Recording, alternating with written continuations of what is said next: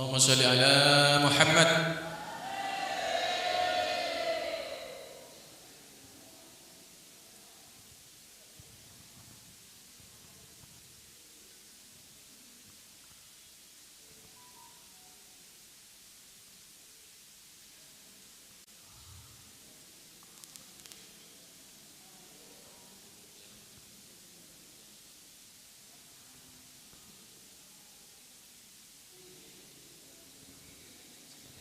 Sebenarnya Ustaz Mas Yuri ya mereka ada Al-Mukarram nyuwun dari Sumenep bisa maju sebagai ngereng maju kadito Pak sebelah kanan Al-Mukarram ngereng kadito Pak dari Sumenep Samuri Mas Yuri nyetan ya gosoli ngereng Pak kan rabu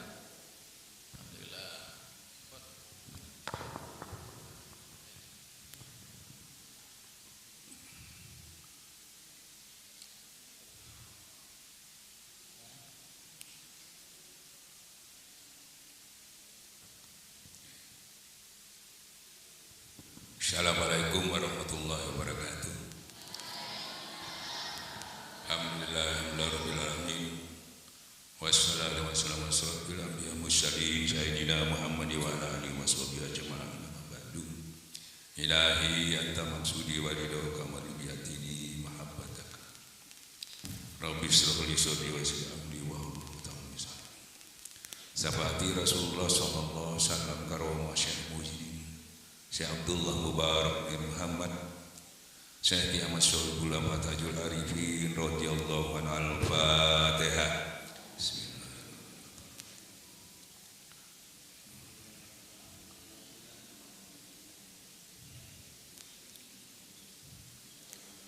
Alhamdulillahirabbil alamin.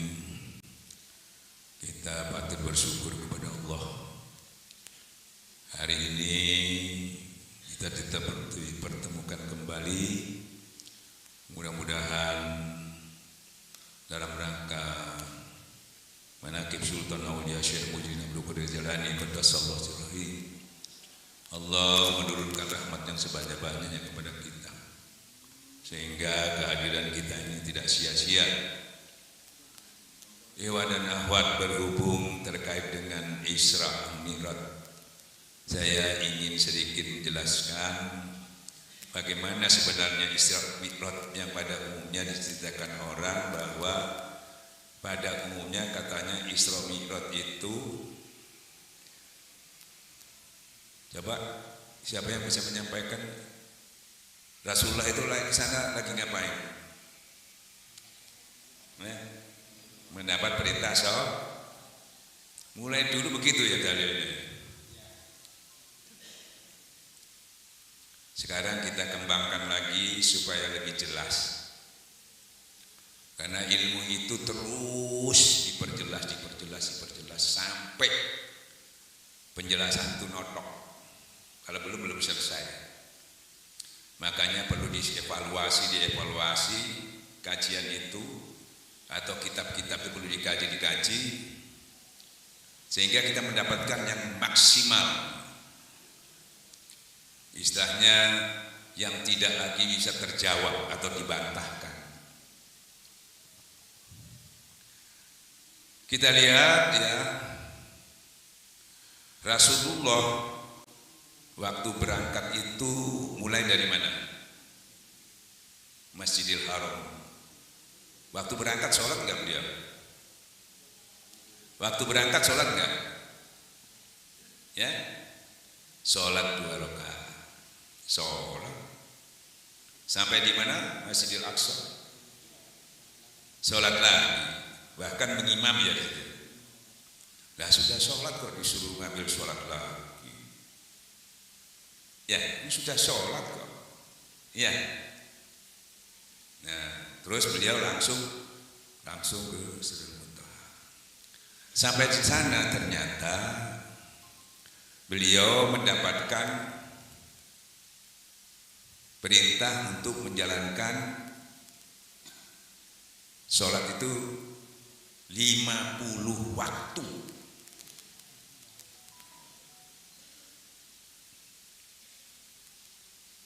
Nah kebetulan bertemu dengan Nabi Musa, beliau mengatakan, ya Rasulullah, umatku tidak kuat itu kalau 50 itu, minta kurang. Datang lagi masih belum, sampai mendapatkan waktu 50. Saya tanya sekarang ini, menguji kecerdasan kita dalam memahami. Itu perintah sholat apa ritualnya sholat?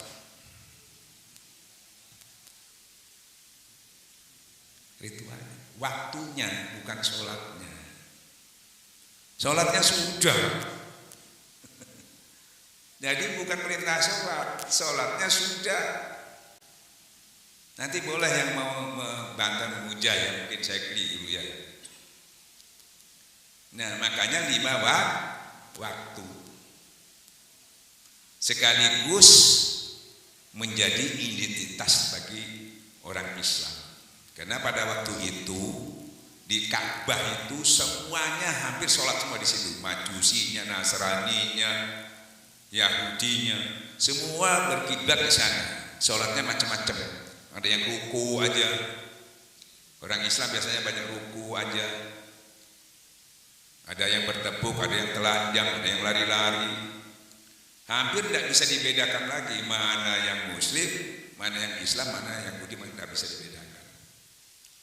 Nah setelah beliau turun menerima 5 waktu itu sekaligus tumakninanya, baru diajarkan kepada sahabat sholat tadi begitu waktunya, ya isya, subuh, zuhur, maghrib dan seterusnya. Ada waktu-waktunya.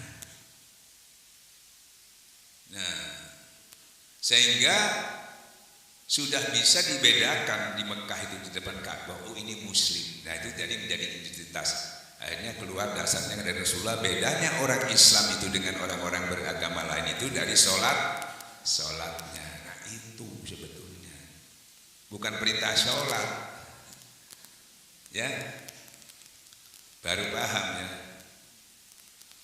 Kalau tanya kitabnya dari mana, dari sendiri. Pemahaman itu tidak butuh kitab, kan gitu ya. Jadi kalau kecerdasan itu butuh kitab, kecerdasan intelektual itu baca kitab. Kalau kecerdasan spiritual itu buka hati, buka hijab, namanya paham. Nah makanya banyak orang itu cerdas tapi nggak paham. Nah berbahaya. Maka dari tarekat itu membantu bagaimana supaya paham. Nah paham itu ya cuma dengan kita mendekatkan diri kepada Allah. Nah dekat itu banyak cara dekat itu, tapi ada perintah fas'alu ala zikir in kuntum la. Karena untuk dekat kepada Allah itu paling sulit kalau tidak pakai guru. Karena perintahnya juga begitu. Kalau kamu belum bisa dekat sama Allah, cari orang yang dekat, pakai wasilah baru bisa. Tidak bisa kamu mendekat begitu aja. Kesulitan. Jadi banyak orang dekat tanpa guru itu gak maksimal. Nah, gak maksimal, banyak halusinasinya nanti. Maka dari itu pentingnya kata Syekh Abdul Qadir wajib mencari guru untuk supaya dekat kepada Tuhan. Nah arti dekat itu kalau tidak bertorekat pasti tidak maksimal, karena tidak punya metode bagaimana mendekatkan diri kepada Allah itu tadi. Yang aslinya pendekatan diri itu kalau dalam Al-Quran allazi yazkurunallaha qiyaman wa qu'udan wa ala junubihim, duduknya, berdirinya, bebannya terus menerus. Selama ini kita kena bertorekat itu waktu kita ingat kepada Allah itu waktu apa? Waktu sholat.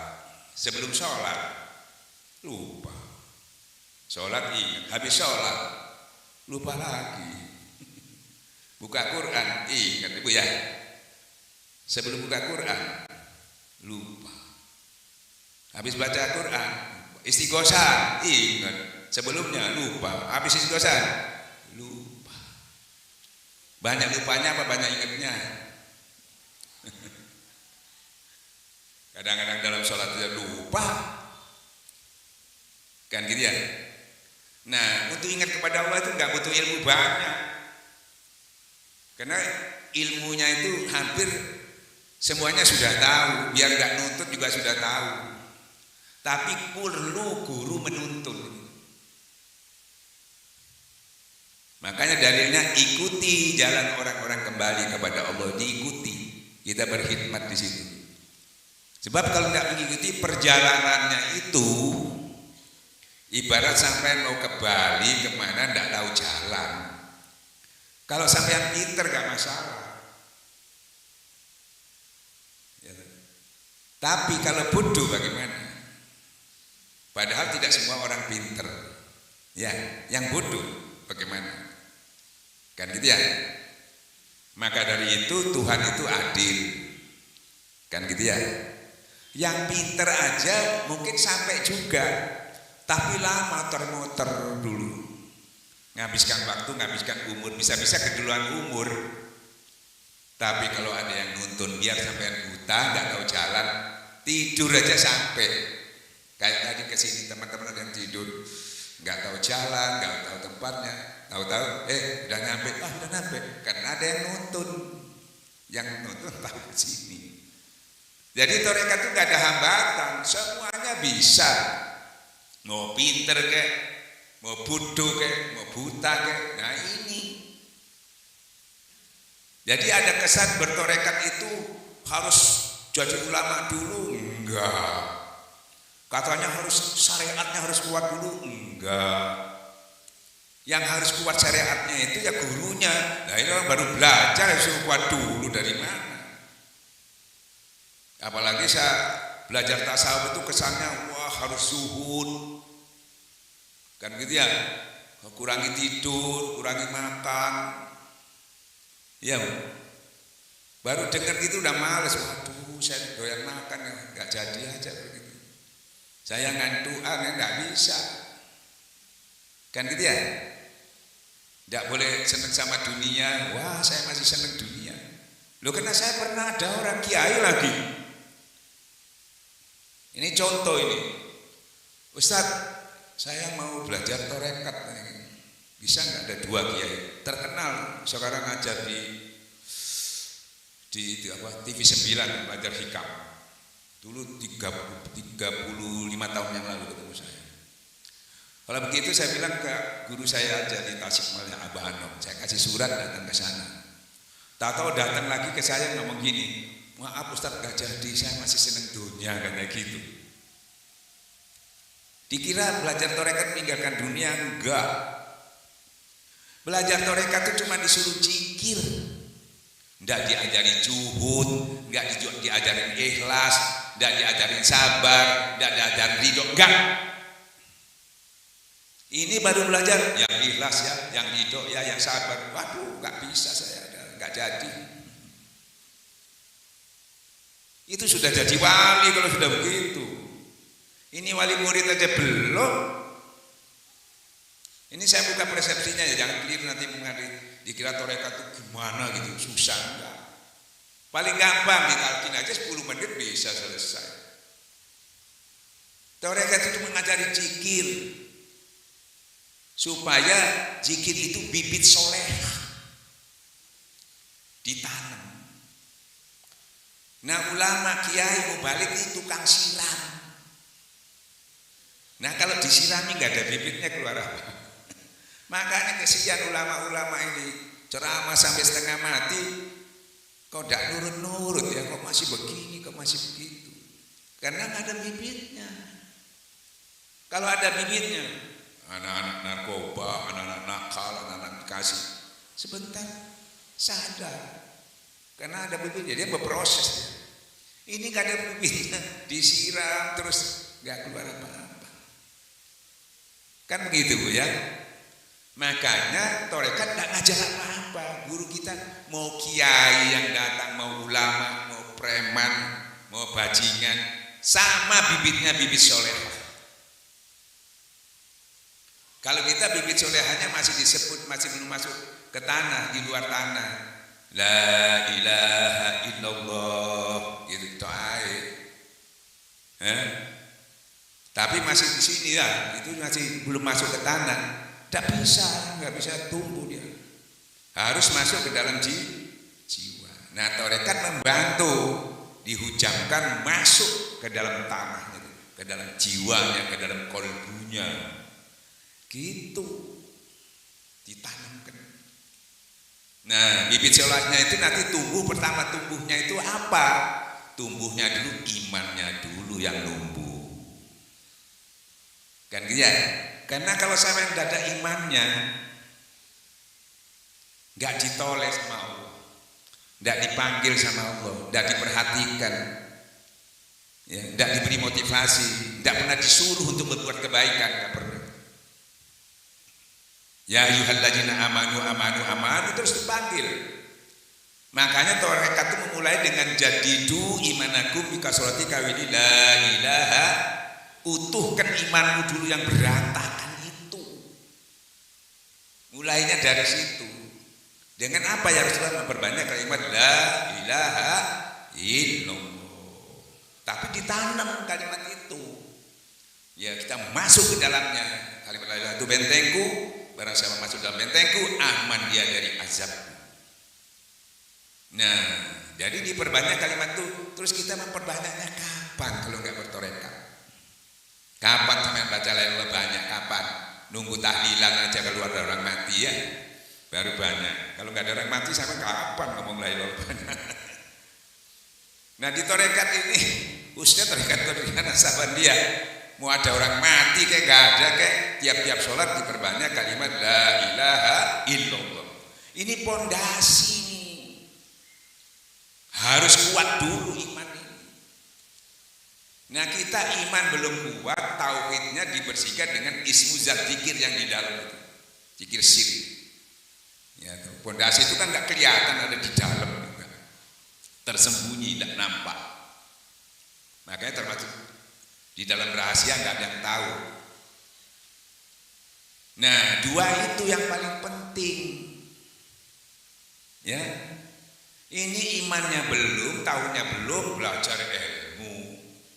Nah, kan gitu ya? Ya sulit.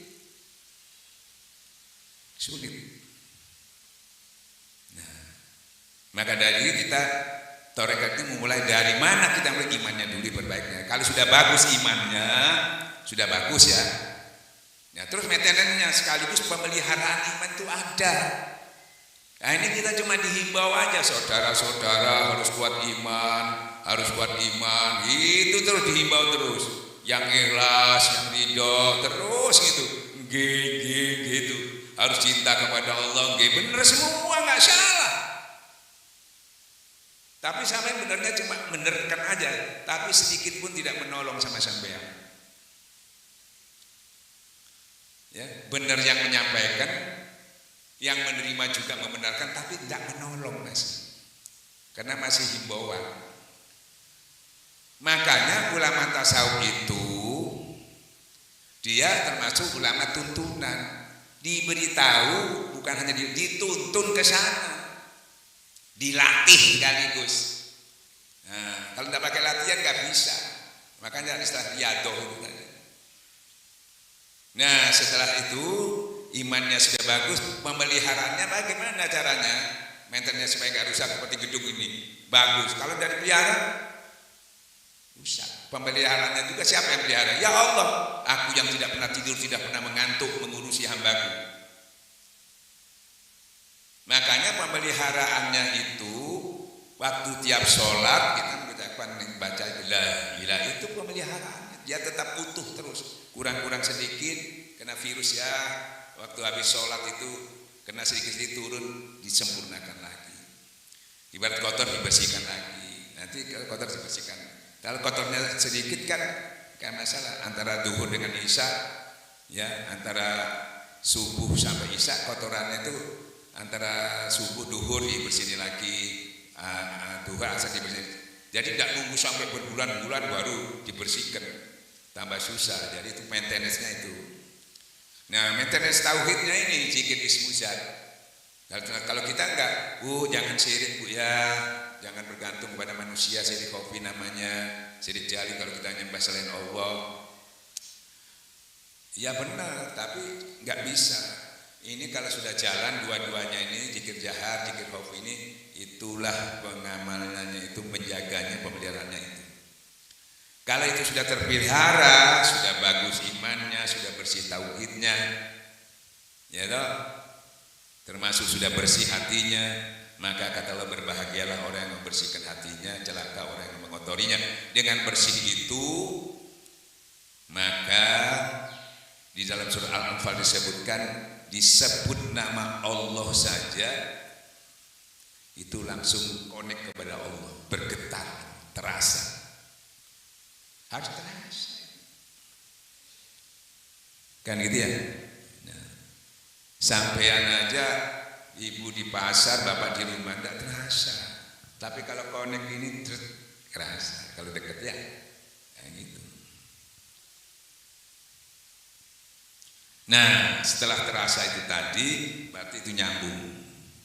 Nah, itu harus bisa dirasakan, bukan katanya lagi, bukan katanya lagi enak, tapi ditingkatkan menjadi rasanya enak, bukan katanya enak, tapi kita rasakan sendiri. Nah, jadi tadi ilmu yakin, keterangannya ini hakul ya, yakin. Nah, setelah ini baru mulai ilmu masuk di surah Al-Anfal itu. Disampaikan ayat-ayat Allah. Nah, sesungguhnya orang beriman itu disampaikan ayat-ayat Allah, bertambah-tambah imannya nambah, ilmunya nambah. Tapi kenapa ada istilah ulama su? Ulama itu pasti soheh ilmunya, tapi kenapa dikatakan su?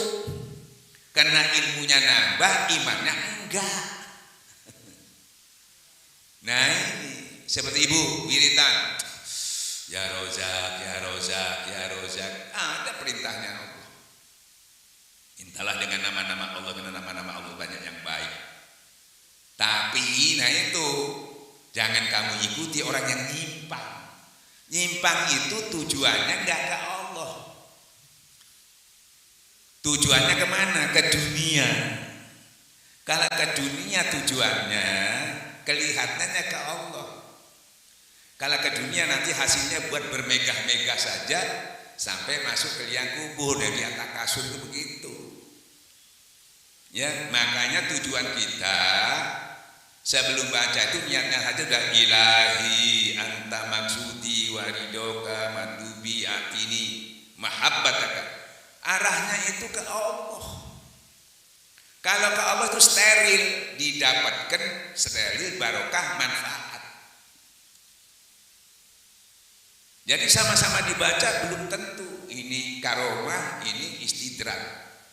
Tidak bisa dibedakan kadang-kadang. Nah, disampaikan ayat-ayat Allah, bertambah-tambah imannya, bertambah-tambah ilmunya. Nah, kalau imannya nggak nambah, nah ini bahaya.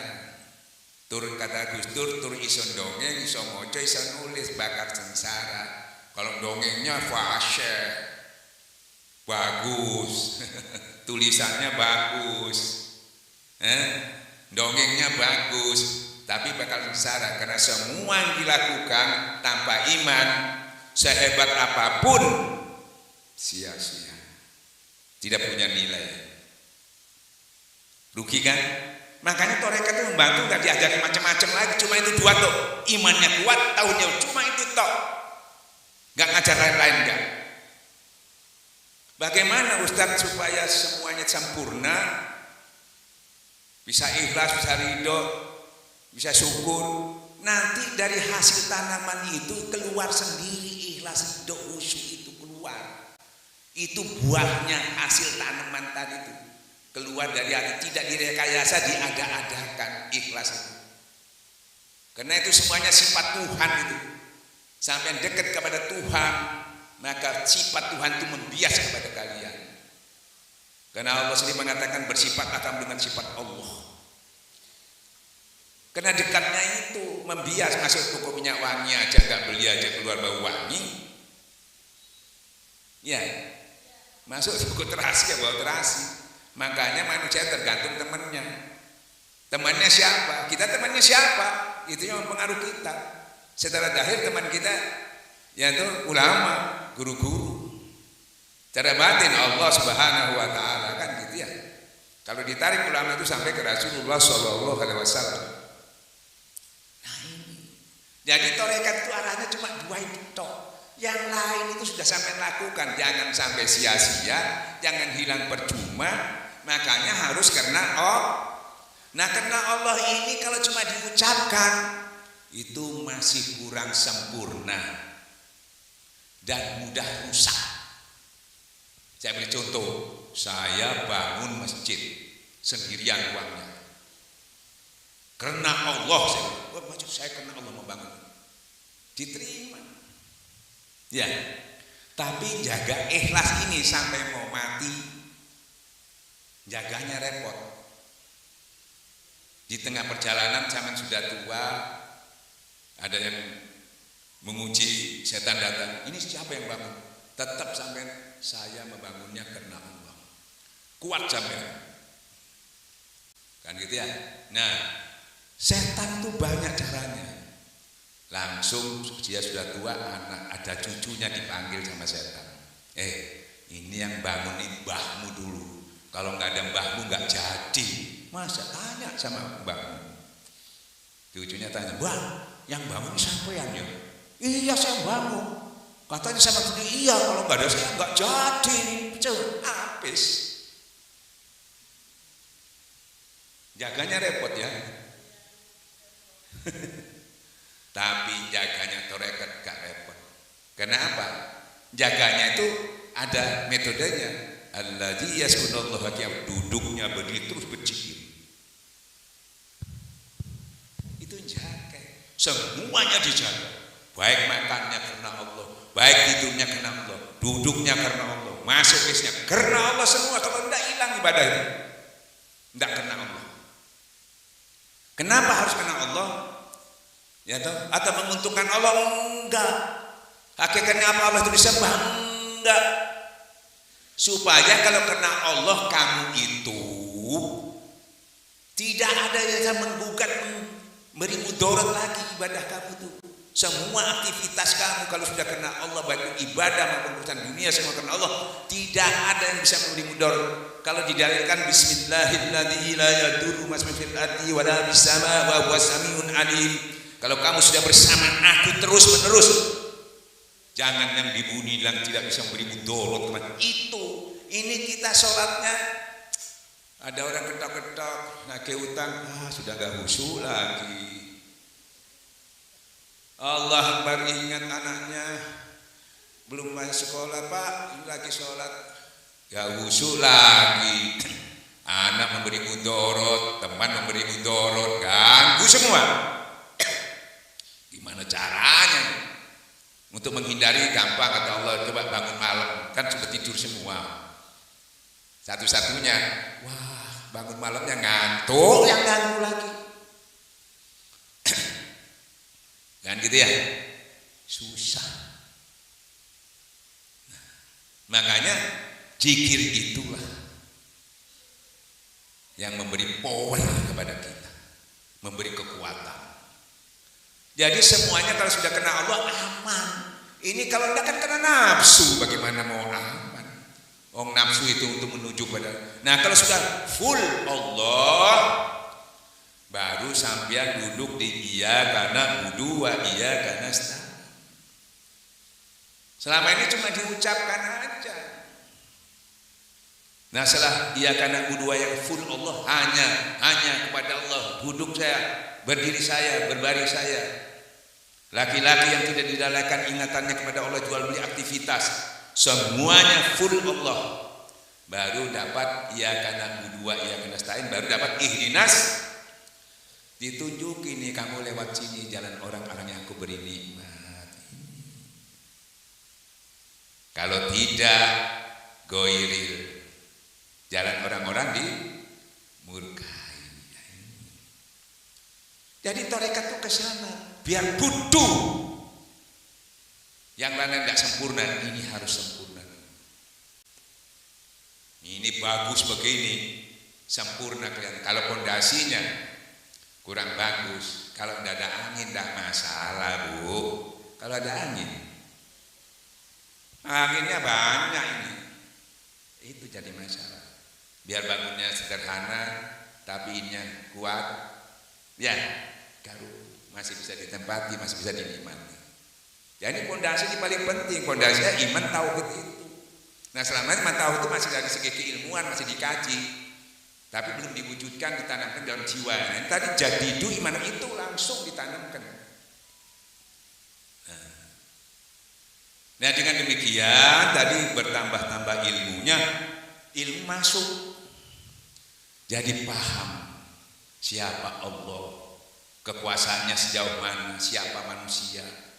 Ilmu terus, Quran masuk, hadis masuk terus, mudah sekali diterima. Setelah dia tahu persis Allah, baru dia menyerah sama Allah, tawakal. Baru tawakal. Ini belum kenal sama Allah, belum ngerti suruh tobat, belum kenal, belum takut suruh tobat, ya nggak bisa. Ya toh? Nggak bisa, makanya suruh kenal dulu. Talqin itu dikenalkan sama Allah langsung. Nah, dengan demikian setelah dia tahu persis Tuhan, ya sudah takut dia, masya Allah. Ternyata seperti kita misalnya di sini ada penguasa, kita belum kenal, ya nggak takut masuk sini sembarangan. Tahu-tahu ada orang yang hebat nih, hati-hati. Oh ya, kita belum lagi kenalkan, tahu persis takut. Makanya menurut ulama tasawuf awalun ma'rifatullah itu pentingnya begitu kenal kepada Allah. Nah itu kalau di ilmu tasawuf, di ilmu pada umumnya kan termasuk ilmu tauhid itu kan begitu ya. Nah setelah itu baru Allah perintahkan kepada manusia, cuma dua yang diminta sama Allah, Bu. Manusia itu akan dihinakan pun berada kecuali yang berhubungan dengan Allah. Hablu minallah, hablu minannas. Cuma dua yang diminta sama Allah, enggak banyak. Hablu minallah itu bisa didohirkan dengan sholatnya. Nah, itu utama sholat tadi. Nah, yaitu zikir. Hablu minallah itu zikir. Hablu minannas itu namanya membelanjakan sebagian hartanya, tenaganya, pikirannya, keilmuannya. Hablum minannas. Dua diminta sama Allah, enggak banyak. Kalau itu sudah terwujud karena Allah semata-mata kita lakukan, pasti itu akan terwujud. Baru kata Allah, nah itulah orang-orang yang betul-betul beriman. Cuma dua. Ini kadang-kadang orang separuh-separuh. Sholatnya bagus, semuanya bagus, kikir, gak bisa. Ada yang roman sholatnya, enggak bener, royal, gitu, gak bisa, gitu. Ada orang punya harta baru sedekah, kalau nggak punya nggak pernah sedekah. Padahal perintahnya lapang dan sempit, dua-duanya mau lapang mau sempit. Dan Allah sudah atur sesuai kemampuan, ya. Nah itu betul-betul orang beriman. Dia akan berapa rezeki kata Allah di sini. Derajat di sisi Allah, rizqun karim itu selesai. Jadi cuma dua sama Allah yang diberi itu tadi. Nah makanya tarekat memberikan bagaimana hubungan itu supaya maksimal, harus digurui baru bisa. Tidak bisa baca kitab, tidak bisa. Kalau ilmu fikih, masalah mazhab, silahkan buka kitab, beli kitabnya nggak masalah. Mau senang yang Wahabi, beli kitabnya Wahabi. Mau Hanafi, beli Hanafi. Mau Hambali, gampang biar nggak pakai guru itu. Ya, kalau zikir itu masalah sirri, masalah rahasia di dalam diri tidak bisa. Kita masih buta, perlu nuntun. Kan kata Allah, yang buta bukan ini. Kalau buta gak dituntun kayak apa sampean? Makanya harus, kalau kamu nggak bisa, memang nggak bisa karena buta. Cari orang yang melek, bukan melek matanya, hatinya. Nah dia bisa menuntut guru musik. Nah kita tinggal ikuti aja. Jangan bantah, udah buta bantah lagi. Ya tidak boleh bantah. Oh Nabi Musa yang bantah tidak boleh, sampai lagi. Nah setelah itu makanya kalau sudah tahu itu duanya tadi, ya sudah, sholatnya bagus, Ya, membagian harta sudah selesai ya, nggak minta banyak, minta itu aja. Ya Bu ya, selesai. Nah sekarang tinggal zikirnya kita sudah punya nggak untuk istiqomahnya tadi. Hartanya nggak terukur, hanya kamu berikan sebagian, kan gitu ya. Nah tidak semuanya kan sebagian. Bahkan sedekah itu dianjurkan sama Rasulullah sampai kalau kamu nggak punya sama sekali, minimal kamu menyampaikan kepada orang lain yang punya tadi bisa memberikan. Kalau nggak bisa setengah kurma pun kamu harus sedekah diupayakan. Itu sudah memadai. Sudah selesai. Nah, ya selesai. Saya tutup ini. Sampai mau yang tak kasih lagi yang paling gampang. Bab kadang-kadang orang itu pengertiannya begini.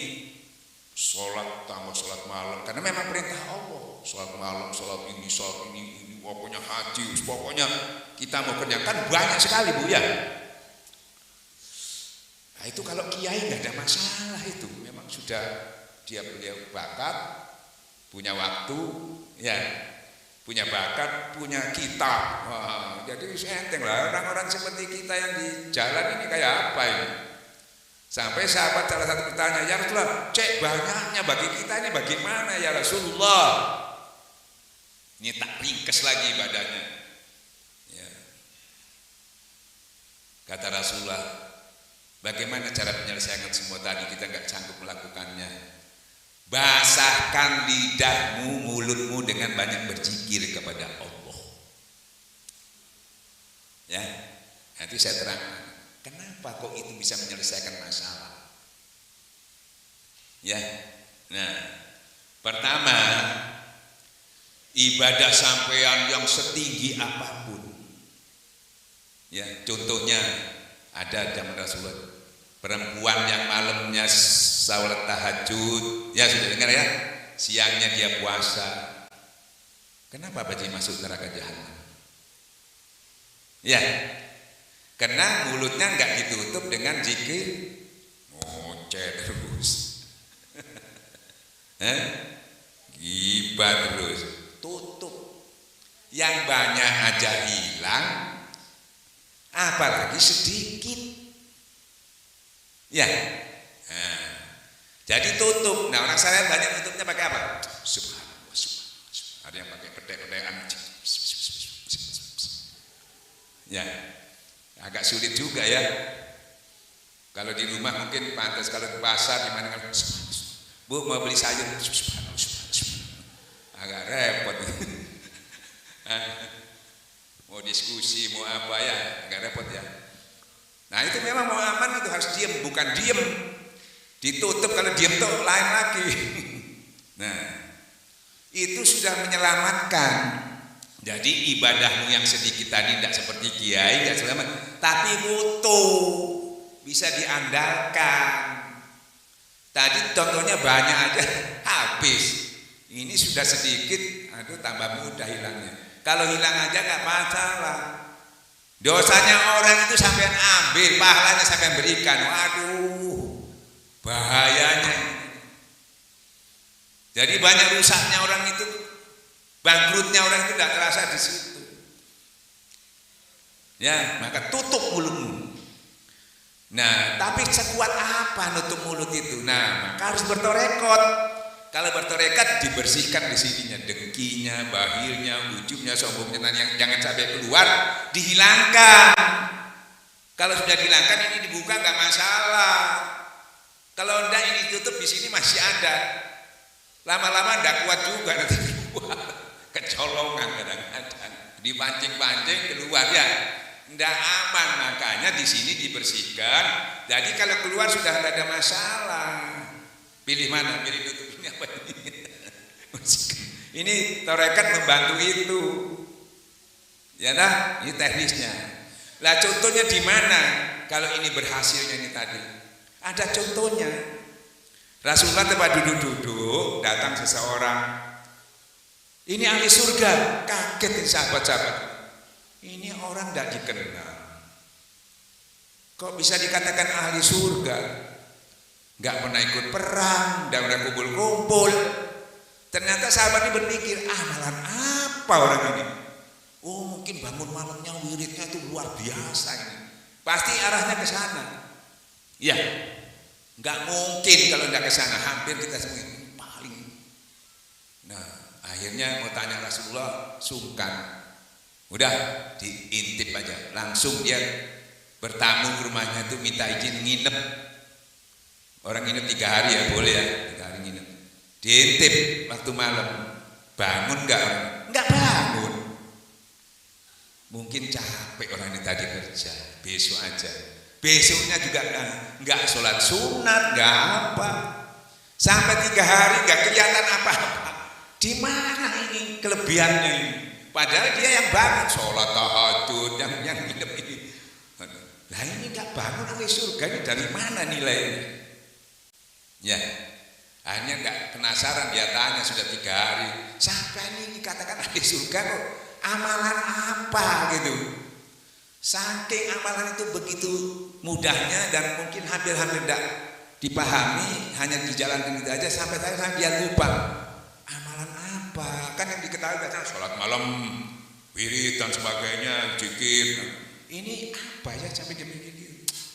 Oh dia ingat-ingat, saya setiap mau tidur, orang-orang siang tadi yang berhubungan dengan saya dengan segala permasalahannya yang menjengkelkan, yang memangkelkan dan sebagainya lah, saya semua maafkan, saya damai, semua saya ridho. Cuma itu. Dan pasti gak mungkin bisa begitu aja ridho. Maka dikatakan hati yang qalbun salim, hati yang bersih. Nah,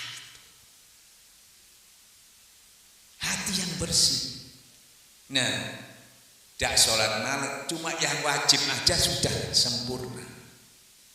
Kan wajib itu, yang sunat kan sebetulnya mau dipakai enggak masalah. Cuma kalau mau dipakai itu derajatnya yang naik. Surganya tetap sama-sama sunat, cuma derajat surganya beda kan 7. Tambah tinggi, tambah enggak nikmat. Surga itu tambah tinggi, terakhir yang paling tinggi enggak nikmat. Karena tidak ada surga, nggak ada bidadarinya di situ, nggak ada madunya, nggak ada. Tetapi Allah, orang-orang tasawuf mengerti dalil seluruh isi langit dan bumi dan surga dan isinya semuanya di sisi Allah yang paling nikmat, makanya dia pilih di situ. Dan itu bisa dinikmati di dunia. Kalau di sisi Allah bisa dinikmati di dunia, kalau di sana sampai surga nunggu. Nah makanya Allah mengatakan ya sisi Allah itu tadi didapatkan kalau kita berzikir kepada Allah. Maka dalilnya ala bijirtan qulub, hanya dengan hati menjadi tentram. Nah sampai yang tentram itu kadang-kadang sholat, Ustaz, Pak Kiai, saya mau minta kepada sampean ini supaya jangan keliru, jangan diulangi lagi hal-hal yang dulu minta sama Allah sering keliru. Ini tak luruskan supaya steril ya. Pak Kiai, saya ini banyak utang, hidup ini banyak kekurangan. Bagaimana saya bisa sholat khusyuk? Tahu-tahu ada yang nagih, anak bayar sekolah, bagaimana mau khusyuk? Kan gitu ya? Seperti halnya siapa? Salabah. Kan datang kepada Rasulullah begitu, ya Rasulullah, supaya saya bisa bayar zakat, ya bisa nyumbang, bisa tenang di masjid, tidak buru-buru pulang. Kan dia kata Rasulullah, gak usah, ya biasa aja seperti biasa kamu lakukan. Saya ini kan kepingin juga Ustaz, ya Rasulullah bisa zakat dan sebagainya. Alasannya kadang-kadang cocok ya, bener ya. Padahal orang miskin itu malah tidak ada beban, kan tidak bayar zakat, kecuali kalau tidak bayar zakat, kalau miskin itu kena sanksi. Ini enggak, bahkan bisa terima zakat kok pusing. Yang terima uang ini yang biasa pusing, wah ini kebanyakan nih, kalau 10 miliar sudah 250 juta bisa buat beli mobil dulu ini. Tambah repot itu kalau banyak. Maka disebutkan oleh Allah itu bertambah banyak, bertambah kikir orang itu, karena selalu menghitung. Yang nggak punya nggak dituntut. kok kamu bingung nggak ditutup? Yang punya ini yang harus bingung. Ini sudah pas apa kurang ini? Itu bingung. Mau dikasihkan eman, mau disimpan takut dihukum. Pertimbangannya itu lama sekali. Kalau tidak punya nggak harus timbang, sudah. Saya terima zakat, boleh, enak kan? Ini cari yang susah sampai cari yang soro. Nah, makanya di akhirat juga orang miskin itu masuk surga dulu. Karena mau dihisap apanya? Uangnya kemana? Gak punya uang. Ya kan? Mana aja kamu melencer, gak bisa ngelencer, gak punya uang di rumah saja. Mau ada pertemuan ngobrol-ngobrol, gak punya di rumah aja. Mau kemana? Makanya masuk surga dulu orang kaya, kiai 500 tahun baru bisa masuk surga.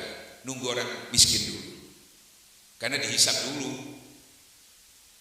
Nah, jadi keadilan Tuhan itu jangan dilihat di sini, tidak ketok, di sana melihatnya. Kalau melihat sini ya nggak adil ya. Kan gitu ya. Nah, sekarang orang ini tadi, yang kaya ini tadi minta sama kiai, diberi. Padahal kita lihat buktinya waktu salaban dikasih. Yang tadi ngomong supaya betah di masjid, ya bisa bacakan. Jangankan betah di masjid, ke masjid aja sudah nggak pernah. Itu bukan dongeng mau tidur itu. Nah itu kok sering diulangi sama kita ini. Kiai tolong saya ini supaya tenang. Pacar ceritanya ini nggak dipakai. Diulang lagi ceritanya. Iya. Nah itu yang Nabi aja yang doakan ngasih bodoh lagi. Ya, ini kadang-kadang sampai ngasih bondo kiainya, nggak jadi. Ini kiai apa Rasulullah ngasih bondo, ngasih kambing sama doa. Tetap karena orientasinya ke dunia. Orientasi ke dunia itu apa? Karena uang, karena banyak uang dia bisa sholat. Itu yang orientasinya ke dunia. Orientasi ke akhirat itu karena Allah, bukan karena uang. Nah, karena Allah, sampai ngomong karena Allah, kalau nggak ada di sininya ismu zatnya, masih nafsu yang mendominasi sampean. Kalau tidak ada di dalamnya, masih didominasi sama nafsu. Biar sampai ngomongnya Allah, cuma kalah dengan didominasinya. Karena sampai masih di sini, nafsunya sudah masuk ke seluruh tubuh kita, kalah sampean. Makanya dengan zikir pertama, zikir itu kita masih orang itu namanya jihad nafsi itu di situ. Jihad itu kita lawan dulu. Makanya Ustaz, saya sudah zikir kok masih belum bersih betul, belum sampai mutmainah. Kadang-kadang menang, kadang-kadang kalah. Tapi enggak apa, terus maju. Nah, untuk lebih kuat masuk ke halakoh. Jangan tidak punya halakoh, majelis zikir. Kalau tidak punya tidak kuat. Banyak kiai bertorekat tapi tidak punya halakoh, tidak kuat. Untuk pribadi tidak kuat, itu ada halakoh. Nah, jadi melakukannya masih tergantung dengan, makanya saya buktinya tenang Ustaz, saya bisa khusyuk karena saya nggak punya utang, saya punya mobil, punya rumah, uang ada, tenang saya. Tenangnya karena Allah apa karena uang? Karena uang ada dalilnya itu, nggak ada. Nah, kena harta tadi, tahu-tahu hartanya hilang, dicuri orang, bisa usul lagi enggak? Nih, ini tidak pernah hilang, ada terus, siap terus. Tinggal nyambungkan kepada Tuhan. Alatnya sudah ada, enggak perlu dicari, sudah ada. Alam zikra tatma'innul qulub. Hanya dengan berzikir hati menjadi tentram. Makanya dalilnya sholat itu wa aqimis sholat li zikri, bukan khusyuk. Wa aqimis shalah suruh zikir. Zikir itu tentram itu identik dengan khusyuk. Khusyuknya bukan karena mobil, karena karena Allahnya itu zikir. Kalau nggak ada karena Allahnya di sini, karena mobil, karena nggak punya uang, nggak punya utang, bukan khusyuk, tertipu. Nah, kita sering ke sana juga ya. Saya tenang, silakan. Kan gitu ya. Lebih baik kita zikir tapi belum sempurna zikirnya, tapi sudah ke sana arahnya, orientasinya sudah ke Allah walaupun belum sempurna. Nah, karena masih posisi belajar. Paham ya? Nah, jadi ini torekat ini membantu betul. Jadi ibu tadi kalau nggak bisa sholat malam, nggak sempat, sibuk, capek ngurusi anak, ngurusi kerjaan, sampai bangun malas malam, tutup ini lebih baik lagi kalau ini dibersihkan dengan zikir. Nah, membersihkannya setiap detik. Kenapa setiap detik? Wal asri innal insana lafi husrin. Demi masa, demi waktu. Waktu itu per detik, Pak. Bukan per sholat, per detik. 1 detik itu harus ada zikir. Kalau enggak, amal soleh, kecuali yang beramal soleh. Amal soleh itu mana? Kalau syariat amal soleh itu sholat, puasa, zakat, haji, amal soleh. Tapi tambah dilandasi dengan zikir jadi amal salah. Contohnya mana? Sholat. Sampai sholat itu amal soleh, paling soleh karena itu menjadi andalan di akhirat. Tapi apa kata Allah dalam Quran? Fawailul lil musallin alladzina hum sholatim sahun. Celaka orang yang sholat tadi, celaka orang sholat tadi tapi lalai, tidak dilandasi dengan ingat kepada Allah. Amal soleh jadi amal salah karena kurang zikir. Ya, makanya banyak orang kata Allah hampir masuk neraka semua. Masuk surga juga orang la ilaha illallah masuk surga, tapi lewat neraka dulu.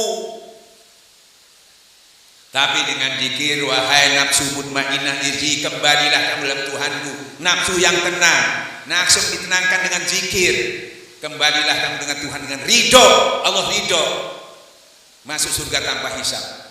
Ditunggu oleh masuklah kamu dalam orang pilihanku, jamaahku. Di situ ditunggu nabi, syuhada, sholihin. Diterima sama Rasulullah SAW, menunggu bersama-sama nanti masuk surga. Karena belum tambah Rasulullah tidak bisa masuk surga, makanya sanadnya harus sampai ke Rasulullah. Kalau tidak sama tidak bisa, kita masih mencari Rasulullah nanti di sana. Kalau di sini nggak perlu lagi, ujungnya sanadnya sudah sampai ke guru kita, sampai kepada Rasulullah. Tiap-tiap seseorang itu masuk surga bersama pemimpinnya. Pemimpin kita, guru kita, guru kita, guru kita, guru kita sampai ke Rasulullah. Sanadnya begitu. Nah itu torekat itu membantu itu, bukan karomah-karomahan, bisa begini, bukan. Itu hadiah dari Allah terserah, tapi itu bukan tujuan walaupun kita diberi. Ya. Nah, itulah yang bisa saya sampaikan. Mudah-mudahan kita bisa mensterilkan semua amalan ini jangan sampai rusak atau nilainya kurang baik. Karena banyak sekali kita nggak paham. Saudara-saudara di YouTube, baca ini, nanti rezekinya datang sendiri. Baca ini, memang datang bisa. Tapi saya katakan tadi imannya tidak diperbaiki, tahunya terus orang ini jadi sukses jadi apa? Ya, makanya di torekat itu nggak ngajar itu dulu, imannya dibaiki dulu, imannya dibaiki. Nggak pakai lagi baca ya rozak, arahnya memperbaiki ibadah sampai ke takwa. Kalau sudah takwa nggak pakai minta, Allah kasih wa may yattaqillah yaj'al makhraja. Barang siapa bertakwa segala kesulitannya, kesulitan luas apa saja, terus ada rezeki yang tidak diduga-duga datangnya, kamu tidak mengetahui. Rezeki yang mana? Siri, gak diketahui. Bukan di Lauhul Mahfuz rezeki itu. Kalau Lauhul Mahfuz itu bisa dihitung sama setan, sudah tertulis. Ini di sisi Allah tidak ada hitungannya, bigori hisab. Sewaktu-waktu kamu kesulitan turun. Apalagi untuk syiar Allah, langsung itu turun. Ya, nggak bingung nyari sumbangan nanti. Ya, itu. Ini enggak nyari sumbangan terus sampai pinggir-pinggir jalan orang dihadang semua. Ya enggak apa-apa karena dia belum duduk. Kalau sudah duduk situ enggak mau sudah. Bukan salah juga, tapi kan enak kalau ada orang yang sampai duduk di situ ya, enggak bingung-bingung lagi nyuruh orang kepanasan, kehujanan, kadang-kadang dilokno orang. Islam apa ini ngemis kabeh ini. Jadi fitnah kalau tidak. Insya Allah.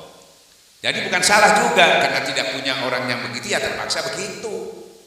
Seperti kali orang itu memutuskan sesuatu harus basul masail, memutuskan hukum karena nggak ada orang yang full takwa. Jadi harus mengumpulkan orang yang takwa dulu. Nah, orang takwa ada yang 10, 20, 30.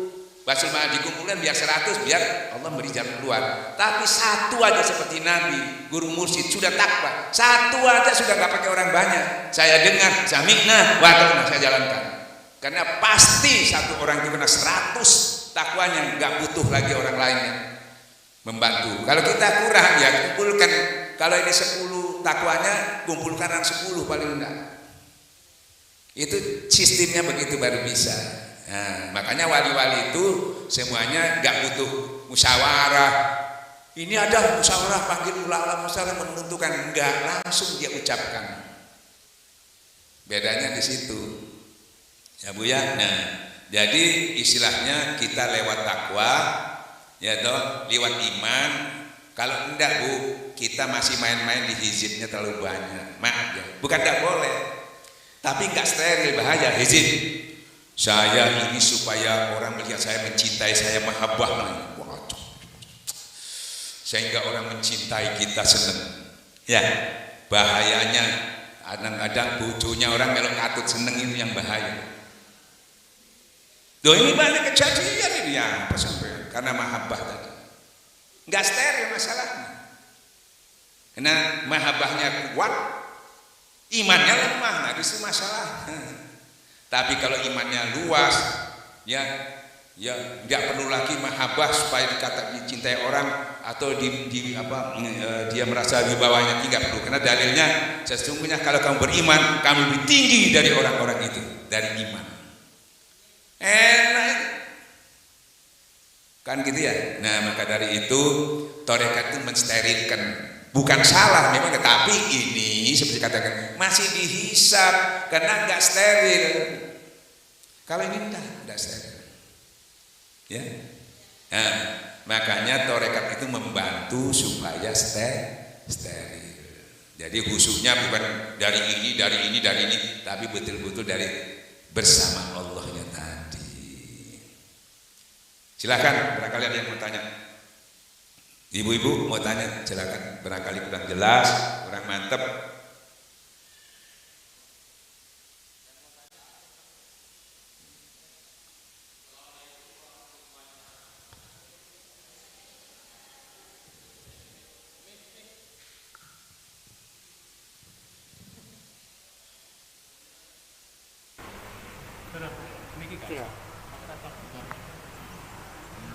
Minta tolong operator, mic-nya belum nyala. Mic belum nyala, minta tolong operator. Sudah nyala, sudah.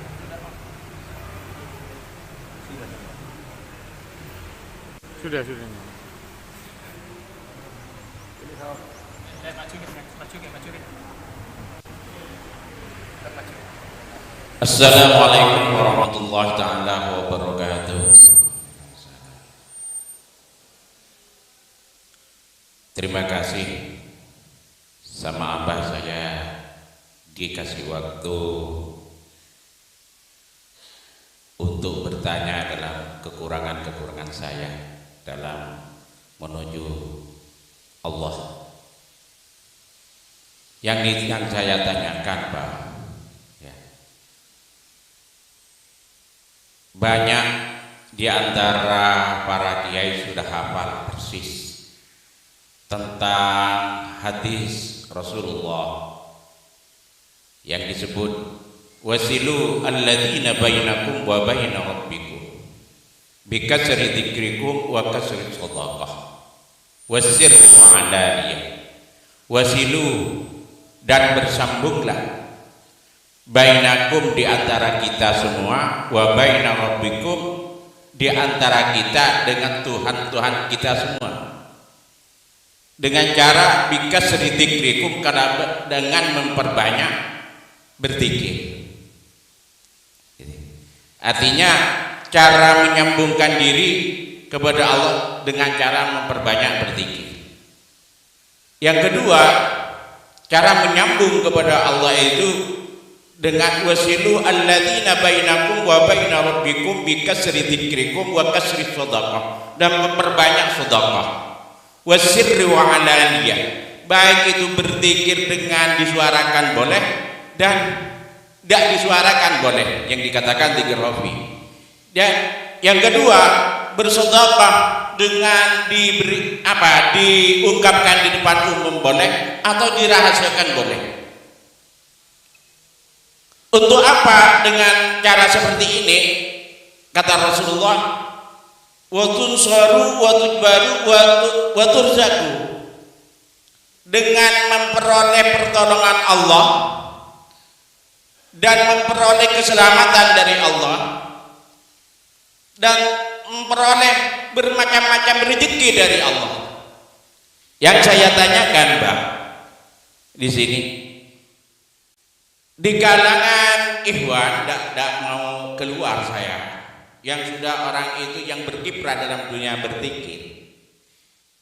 Dalam berzikirnya itu jadi sudah, Pak. Akan tetapi kekurangannya itu, Pak, tidak yakin kepada janji-janji Allah. Berzikirnya jadi tapi tidak yakin kepada janji-janjinya Allah, lebih yakin kepada janjinya makhluk. Padahal janjinya Allah tak pernah meleset, tapi janjinya makhluk selalu menipu. Kenapa ini menjadi suatu sandaran orang-orang ahli zikir kadang-kadang, Pak? Maaf, Pak, contohnya gini, ya, mengeluarkan uang sedikit pun untuk kesosialan itu sulit. Kadang-kadang untuk dirinya sendiri, untuk mengikuti pikiran, memerlukan uang, nah itu seakan-akan tidak yakin apa yang disedekahkan, yang dikorbankan itu, Pak. Tidak yakin ya Allah Subhanahu wa taala itu membalas yang besar, padahal sudah cukup hadisnya. Kalau kita mengeluarkan rezeki satu di jalan Allah, maka Allah akan melimpahkan 7 kali. Kalau Allah itu suka lebih dari itu, Pak. Ini, Pak, yang saya itu tanyakan, kok zikirnya jadi tapi kepada janji-janji Allah itu tidak jadi. Apa ini sifat zikir ini karena sifat yang ada tidak bisa berubah zikirnya itu kepada janji-janji Allah? Itu yang kedua, Pak. Yang pertama ini, Pak. Yang kedua, Pak, mengenai sholat.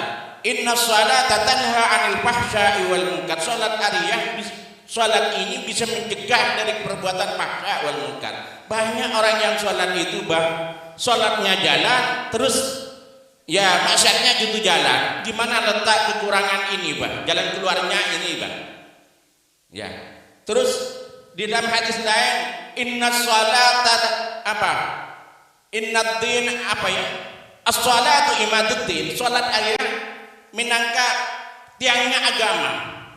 Di tanda-tandanya hidup dan tidaknya di satu kampung, Mbak, agama itu hidup bukan dilihat dari zikirnya, tapi dilihat dari sholatnya. Kalau sholatnya itu masyarakat ini Mbak, semangat aktif itu, maka orang-orang Yahudi dan Nasrani mengira bahwa di tempat ini hidup agama.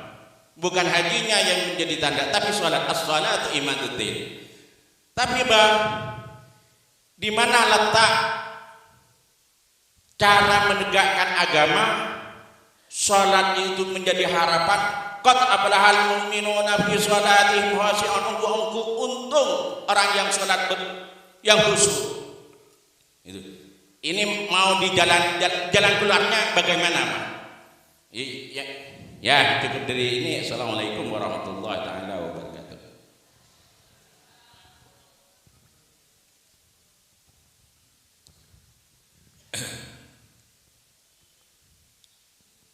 Tak kasih contoh dulu ya, kalau kasih susah. Ada masjid. Masjid itu ada takmirnya, ada penjaganya, apa namanya itu? Tamir ya, atau pengelola masjid. Jadi imam masjid, pokoknya sibuk di masjid aja dia, waktunya habis di masjid. Yang namanya masjid bukan perusahaan, bayarannya nggak mungkin sama dengan perusahaan. Tergantung ada yang memberi ada enggak. Kalau ditetapkan pun enggak sebesar UMR itu nggak mungkin. Dia punya anak 5, bisa khusyuk nggak sholatnya? Bisa yang keji dan mungkar itu pergi? Bisa nggak? Ya sholat juga, apalagi dia takmir, mau nggak mau ya mau khusyuk enggak, karena ada tugasnya sholat aja. Tapi kenyataannya dia sulit untuk khusyuk. Ya, tadi berapa item itu semuanya, kenapa nggak bisa begini, kenapa nggak bisa begini, samanya nggak bisa khusyuk. Ya, padahal dia tahu semua rezeki itu Allah yang memberi, karena dia termasuk ustadz kan, tahu dalilnya, udah tahu semua dan sudah dilakukan, tapi kenapa nggak bisa? Nah, saya beri contoh lagi. Ada tahu-tahu dia itu bingung dah khusyuk, tahu-tahu ada orang datang, orang kaya. Orang kaya ini sering nyumbang di situ, bahkan sebagian masjid itu dia yang nyumbang. Datang kenal kan? Pak, sini, dipanggil sama orang kaya ini. Kamu nggak usah pusing-pusing, anakku berapa, sekolahnya berapa, semua hitung, biaya berapa, nanti saya ngasih tiap bulan. Ya, khusyuk nggak nanti dia? Khusyuk nggak? Ya, sudah dipenuhi kan, masalahnya dia nggak khusyuk kan kena kurang. Ini kita bicara syariat dulu ya, jangan dikaitkan dulu dengan khusyuk karena Allah saja, jangan. Nanti kesana arahnya.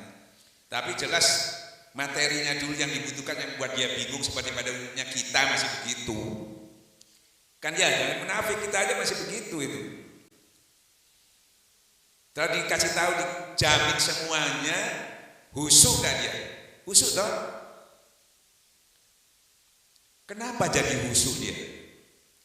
Kan gitu ya. Padahal lebih dulu mana Allah yang menyampaikan, apa orang yang menyampaikan yang menjamin? Tidak ada yang melata di atas bumi ini yang tidak aku cukupkan, kata Allah. Apa orang ini lebih dulu? Apa Allah yang menyampaikan? Allah dulu yang menyampaikan. Kenapa sama Allah dia nggak yakin? Kenapa sama orang itu yakin? Kenapa? Nah itu masalahnya. Karena sama Allah dia cuma tahu nama Allah, tahu sifat Allah, tapi tidak tahu persis Allah itu tadi. Kenapa dia tidak persis terlebih? Itu dapat keterangan dari kitab. Katanya. Nah kita ini sering nanya masih mereka-reka, katanya. Itu masih sampai di informasi, sampai di ilmu. Ilmu yakin, tapi belum sampai aku yakin. Makanya tetap ragu-ragu. Kenapa kok tidak cocok dalil ini? Bisa-bisa salah-salah bisa kubur. Ya, kenapa sama orang ini yakin? Karena dia kenal sama orang ini. Memang saya sering diberi, terasa diberi dan kenal, kan gitu ya. Ini cuma tahu namanya, ini saya wujud kenal ini. Dan saya sudah dapatkan, saya rasakan. Tapi efek nanti selanjutnya, tahu-tahu orang ini diyakini bahwa saya sudah tenang, sudah ada yang jamin. Sebulan, 2 bulan tenang, 4 bulan tenang, setahun, tahu-tahunya orangnya bangkrut. Loh, kok tidak datang lagi ya? Atau orangnya stroke. Tahu-tahu orangnya sakit, bingung lagi, karena dia meyakini makhluk, ya, tidak meyakini Allah yang tetap hidup, ya tuh, yang tidak pernah tidur, tidak pernah mengantuk, ya tuh, yang mengurusi hambaku, itu tidak dia yakini. Jadi masalahnya semuanya keyakinannya kurang, ilmunya sempurna, keyakinannya kurang. Untuk yakin itu bagaimana caranya? Maka saya akan ilustrasi, si Fulan itu orang yang hebat, orang yang baik misalnya, yang menyampaikan orang baik, saya percaya. Tapi sekedar informasi, untuk saya yakin, saya harus datang, harus dekat sama orang itu. Oh iya persis memang, kalau enggak, sampean bagi kata percaya, tapi belum ke sana. Ada orang datang, saya kenal orang itu yang enggak seberapa, orang itu bingung sudah. Makanya saya beri contoh, berapa kali ini ada contoh saya dapatkan ya untuk ilustrasi ya. Saya ibu kebetulan saya jalan-jalan ketemu seorang kiai yang jujur, pinter. Ustaz, sampean harus sowan ke kiai ada di situ. Waliullah itu, masya Allah orangnya. Minta berkah di situ, luar biasa Ustaz. Loh, kok bisa tahu sampean? Saya sering ke sana, bahkan saya nginep di situ. Luar biasa Ustaz. Wah, amin. Ya, saya ke sana. Tahu-tahu belum sampai ke sana Bu ketemu kiai saya. Mau kemana Ustaz? Itu katanya ada kiai wali. Luar biasa. Loh, saya juga kenal katanya gitu. Saya sering ketemu di pertemuan apa itu katanya gitu. Kadang-kadang membahas sedikit. Tapi ya biasa-biasa aja, nggak seperti yang dikatakan itu. Nggak bohong loh ini, kiainya jujur juga. Bingung nggak sudah? Ini bilang tadi luar biasa, ini bilang biasa-biasa. Bingung nggak? Ini nggak bohong, ini juga nggak bohong. Kecuali bohong, enggak. Nah, terus jalan lagi. Saya sudah ragu-ragu ini. Ini yang mana yang benar ini?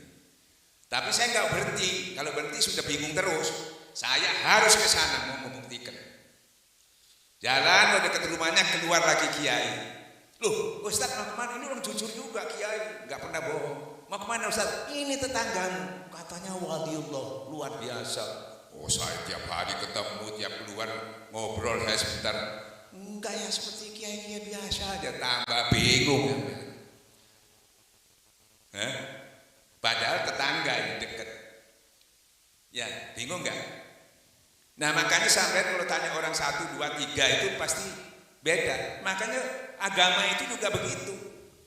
Ngomong ini katanya boleh, ini tidak boleh. Ini sohe, ini bid'ah, ini dolalah, kan gitu. Bingung. Supaya nggak bingung bagaimana saya mau buktikan saya masuk ke orang yang pertama tadi. Saya tidur di situ 3 hari. Seperti tadi yang orang bingung ini ahli surga itu ya. Biar tahu persis, bukan katanya. Mereka-reka semua. Nah, padahal yang menyampaikan ini nggak bohong. Nah, setelah saya lihat, yang akurat itu yang nomor 1 tadi, benar. Ya, nah, tapi ini nggak bohong. Dia taunya segitu-gitu aja pengetahuannya. Nah itu, makanya kita ya disuruh dekat sama Allah itu, suruh banyak zikir kepada Allah itu maksudnya supaya kalian tahu sifat Allah yang disampaikan kiai itu bukan hanya tahu sifatnya tapi tidak bisa membuktikan. Langsung dekat sama Allah, langsung saya bisa merasakan kasih sayangnya, ampunannya, nanti terasa baru hakul yakin namanya itu. Nah ini kita masih katanya, sama katanya sih, makanya tengkar terus kiai itu karena masih katanya terus. Ya? Kalau orang guru mursyid tidak pakai katanya, langsung malam bangun riyadhah, langsung bertanya kepada Allah yang dekat kepada Allah. Nabi dapat petunjuk, seperti sampai buka kitab karangan Jainuddin misalnya. Ada kita nggak paham ini apa ya maksudnya nulis ini ya. Tanya sama orang ini, begini, nggak jelas. Tanya yang nulis siapa? Tanya yang nulis itu, Quran itu punya siapa? Allah. Tanya sama Allah, deketi Allah. Kalau enggak sampean gegeran terus nanti. Nah, tarekat itu membantu itu. Nah, akhirnya sampean bingung gara-gara karena makanya belajar tarekat sampai gurunya mengatakan, sudah, jangan tanya lagi, saksikan sendiri. Saya bawa kamu husul kepada Allah. Tidak usah tanya lagi. Buktinya kamu sudah tanya, sudah jawab berapa kitab, masih ragu-ragu aja. Contohnya siapa? Imam Ghazali. Sebelum dia bertarekat, umur 36 tahun sudah jadi profesor, bingung, stres lagi. Obatnya apa? Dibawa ke guru mursyid, ditalkin, baru selesai.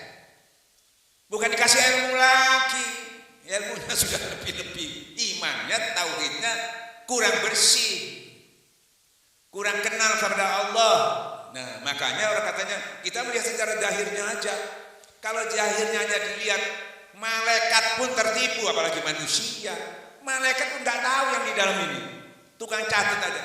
Ini alim, sholatnya bagus, malam-malam ini hajinya 10 kali. Ya Allah, ini ahli surga. Kata Allah, aku bukan melihat zahirnya, aku melihat hatinya. Ternyata di dalam hatinya tidak ada ismujatnya, tidak ada Allahnya. Ini hubutunya arahnya neraka jahanam. Padahal secara zahiriahnya sudah sempurna. Malaikat aja nggak tahu, apalagi kita. Nah, makanya kalau masuk hati-hati, kita digiring kemana kita nggak tahu. Soheh di luarnya, di dalamnya. Ya toh. Nah, terus jadi ya Allah, sampai di mana?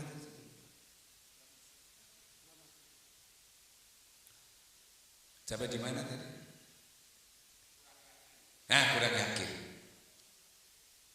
Kan gitu ya, kurang ya yakin. Ya. Nah, makanya untuk yakin itu harus datang dekat kepada Allah. Nah, kita nggak bisa dekat, cari orang yang sudah yakin yang dekat. Biar kita itu, karena bukan masalah ilmu lagi. Ilmu sudah habis dipelajari, tapi masih ragu-ragu. Kalau tidak percaya, Nabi aja ragu-ragu kalau masih sampai di ilmu. Loh, kok bisa Nabi ragu-ragu? Ayo kita buka ceritanya waktu Rasulullah di Gua Hira. Suruh apa? Pertama pelajarannya Rasulullah. Iqra. Suruh baca.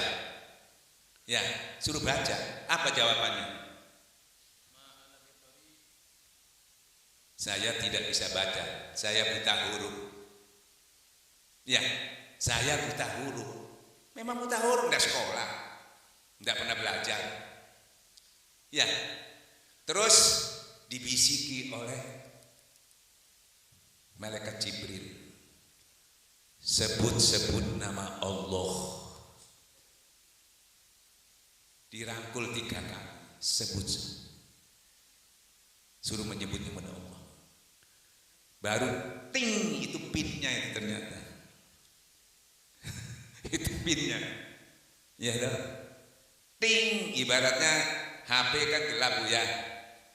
Loh, nggak ada tulisannya ini. Nah, coba tahu pinnya. Ting, keluar ya. Tahu pinnya itu ternyata sebut-sebut nama Allah. Kalau disyariatkan itu Bismillahirrahmanirrahim. Ya. Setelah menyebut nama Allah, baru terbukalah dia bisa membaca. Ya. Nah, apa yang dibaca? Orang menafsirkan lagi, loh belum ada kitabnya kok baca apa yang dibaca.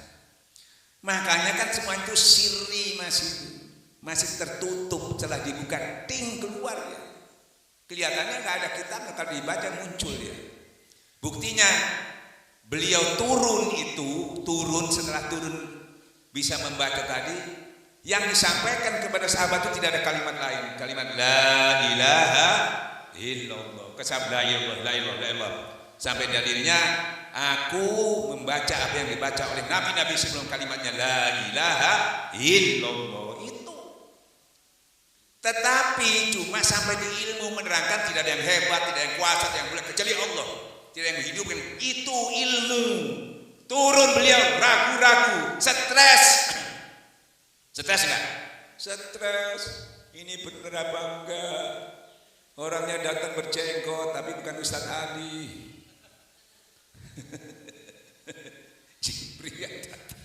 Jibrilnya datang aja bukan aslinya, bentuk manusia untuk menyesuaikan diri dan komunikasinya jalan.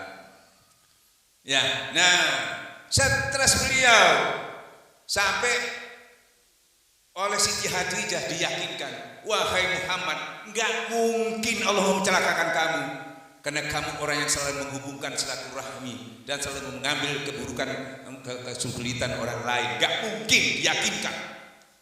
Tapi yang namanya ilmu masih ragu-ragu. Nah, biar ragu-ragu. Kalau begitu bagaimana masih ragu-ragu? Ayo kita tanya lagi. Saya punya paman namanya Waraqah bin Naufal. Nabi masih tanya, mau mencari kebenarannya. Ente dengar yang goib langsung oke. Nabi ini ragu-ragu karena masih di ilmu.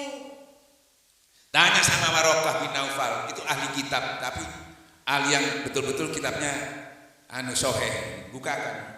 Oh, kamu calon nabi, tapi kamu nanti banyak musuhnya. Kalau aku panjang umur aku mengikuti kamu. Itu aja sudah mulai reda karena ada yang memberikan. Nah, ini pentingnya kita datang ke guru, harus ada guru yang hidup untuk tempat bertanya, bukan yang sudah meninggal. Kan gitu ya, ada lagi guru yang hidup. Rasulullah sendiri setelah meninggal mengatakan, setelah meninggal ikuti sahabatku yang mendapatkan hikmah, kan gitu ya. Nah, ada tuntunan langsung dari yang hidup. Ada kalanya nggak perlu lagi. Wah, ya nggak bisa. Ini sunatullahnya begitu. Nah, selanjutnya Rasulullah untuk meyakinkan, Rasulullah itu bukan sekali. 15 tahun itu bukan terus di sana, kadang turun, naik lagi. Terakhir naik lagi ke sana. Tapi naik lagi itu tadi yang malaikat yang datang untuk ilmu tadi, untuk bertemu Allah, gak didampingi malaikat. Malaikatnya gak berani. Kenapa? Kalau dia mendampingi seperti dia mendampingi Rasulullah Mi'raj sampai di Sidratul Muntaha, malaikat Jibril, ayo ikut masuk.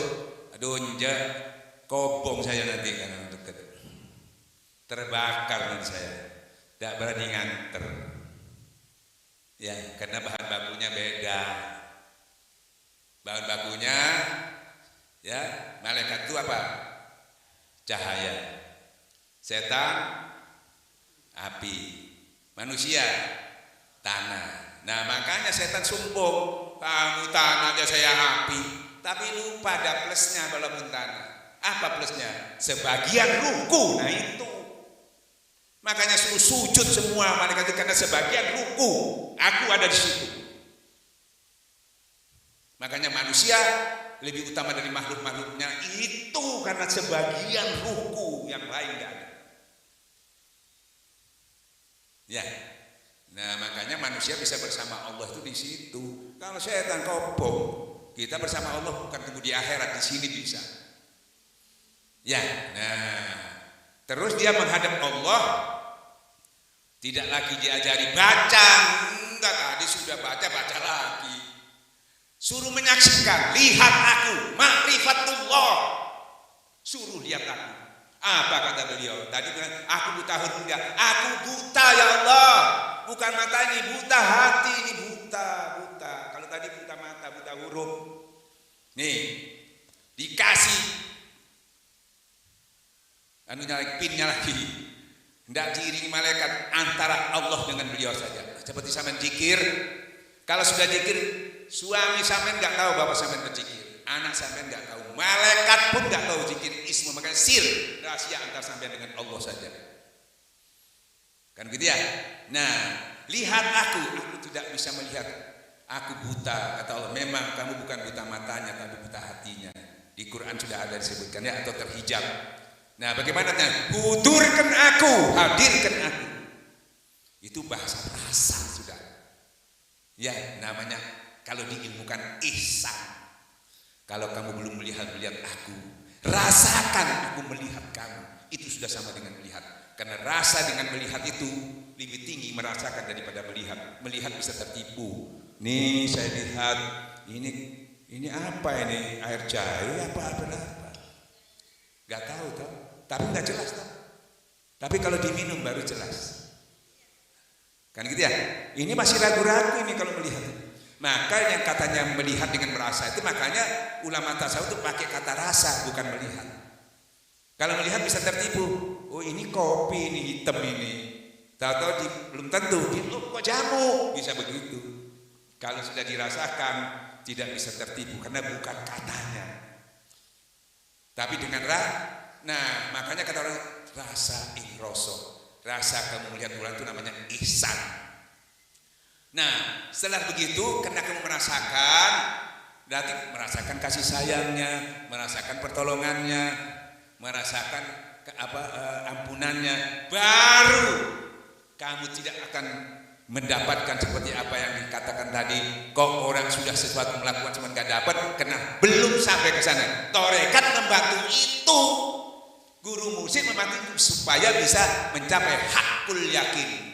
Kalau sampai ilmu yakin tadi, Nabi aja masih apalagi kita. Wabillahi taufiq wa hidayah. Assalamualaikum warahmatullahi wabarakatuh. Kalau sampai betul-betul mencapainya, Allah kasih yang mudah. Jangan banyak debat, jangan banyak bertanya. Boleh bertanya sesuatu yang kamu mungkin ragu-ragu dan gak jelas sama gurunya, bukan ahli zikir. Apalagi tanyanya sama Wahabi, sudah tepak itu sudah. Kan gitu ya. Nah, tanya kepada ahli zikir, jangan tanya sama ahli fikih, jangan tanya masalah ahli tafsir. Gak bisa. Wong di dalam fasalu ahla zikir, zikir. Bukan ahli tafsir, bukan ahli hadis. Ahli hadis biar gak takwa bisa, biar gak deket bisa.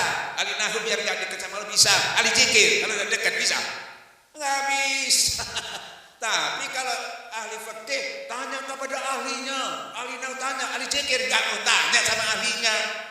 Kalian terbalik-balik.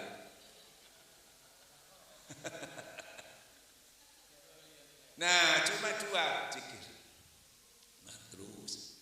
Nah, zikir itu penuh itu bukan waktu malam. Bagi orang torekat itu mau malam mau siang sama saja. Yaitu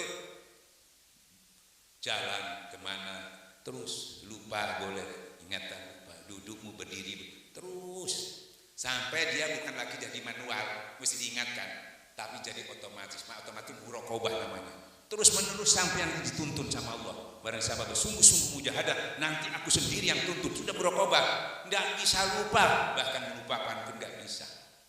Ini mengingat aja susah, ya toh. Tapi kalau sudah berokobah, mencapai tingkat tetapi jangan kesusu.